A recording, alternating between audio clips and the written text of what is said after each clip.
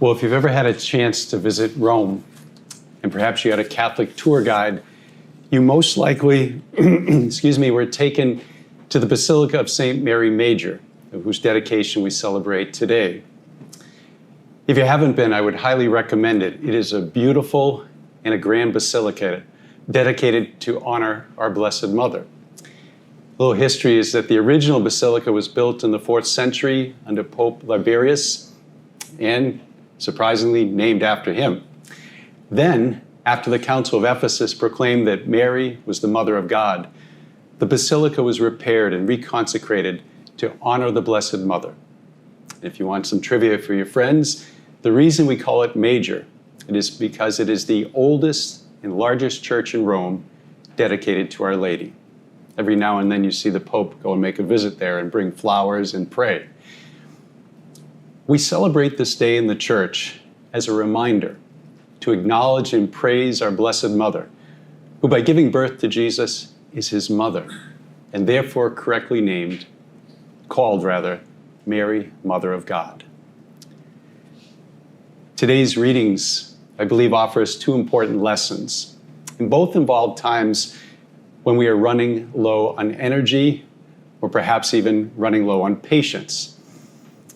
That first reading is amazing. I was thinking about it. It'd be a great one to do some Lectio Divina if you're on a parish council, maybe if you're part of a deanery or a retreat committee, to really be listening to the Word of God, and maybe think, for all of us, to think about our words. In this reading, Jeremiah is faced with the prophet Hananiah's message that runs against what Jeremiah believes God is telling him. Hananiah's message, that the Jewish people will be free in 2 years, sounds a lot better than what Jeremiah is telling them, which is God's in charge and it's going to be done on God's timetable. Jeremiah loses the people at that moment, and he is at a loss for what to say. But as we hear in the reading, sometime later, God inspires Jeremiah, and he goes back to try again. As I said, whether in a parish council meeting, your workplace, your school, and definitely in our conversations with our family members and friends, we are called to trust God to help us, to persevere, to find the right words and the way of conveying them.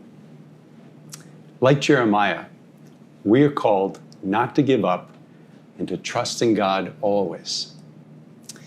Secondly, I was struck by how Jesus in the gospel, while mourning the loss of John the Baptist and seeking solitude and time to pray, in that very moment, he was moved with pity for the crowds when he saw them. Jesus shifted his focus from his needs to having compassion upon the vast crowd, those that came out to him for healing. He healed them, and then he fed them with the miracle of the multiplication of the loaves and having more than enough for everyone.